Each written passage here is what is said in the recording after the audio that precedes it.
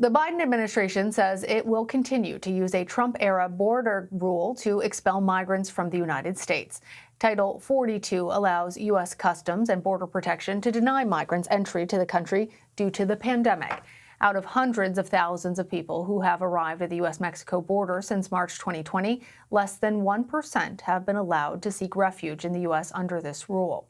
For more on this, let's bring in CBS News immigration reporter Camilo Montoya-Galvez.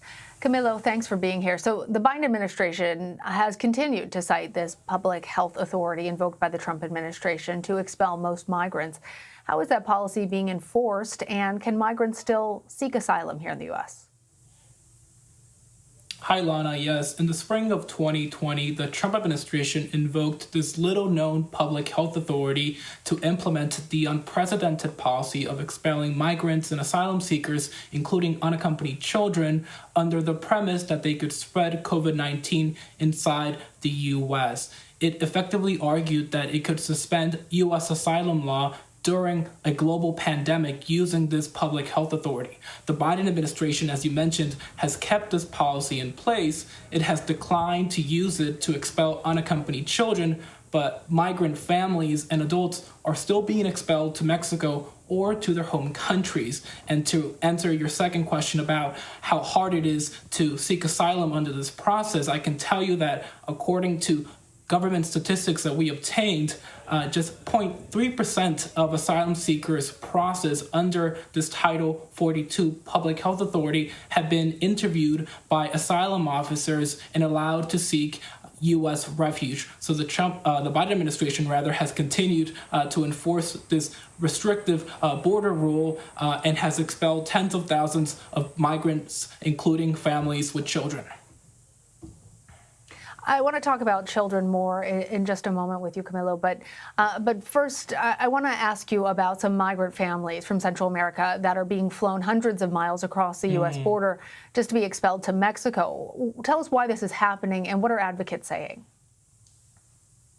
Sure. The Biden administration has said, Lana, that it wants to expel most migrant families crossing the U.S. border without legal permission back to Mexico or to their home country. However, it has been having trouble doing so in one area in South Texas. It says that Mexican officials in the state of Tamaulipas have been refusing to accept Central American families with young children under the age of 7. And so, border officials in South Texas have either been releasing these families with young children into U.S. communities with notices to appear in immigration court, or they've been actually flying some families to other parts of the border like El Paso, Texas, and Southern California and San Diego, and expelling them to Mexico from there. We actually spoke to one mother from Honduras, Lana, who told us that she crossed into the U.S. through the Texas border with her two-year-old daughter, and they were held in Border Patrol custody for several days before being flown hundreds of miles away to San Diego, where U.S. officials expelled her and her toddler to Tijuana, Mexico. Right now, she's in an overcrowded shelter, and she does not know what she's going to be in this part of Mexico that, again, she does not know. Since she was with her daughter, they were both expelled. But the Biden administration, as you mentioned, has not been expelling unaccompanied minors. So what is happening with these children?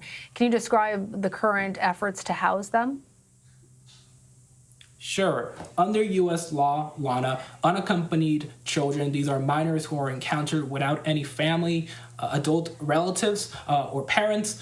They are supposed to be transferred to the U.S. Refugee Agency within the Department of Health and Human Services within 3 days of their apprehension by Border Patrol. However, that legal process has been complicated by the very high number of unaccompanied children entering U.S. border custody. In March, a record high 19,000 unaccompanied children entered Customs and Border Protection custody. That is a very large number. So the Department of Health and Human Services has been forced to repurpose convention centers in Dallas, San Antonio, and San Diego, work camps in Texas, and even military installations, and converting them into makeshift shelters to house the very high number of children coming to the U.S.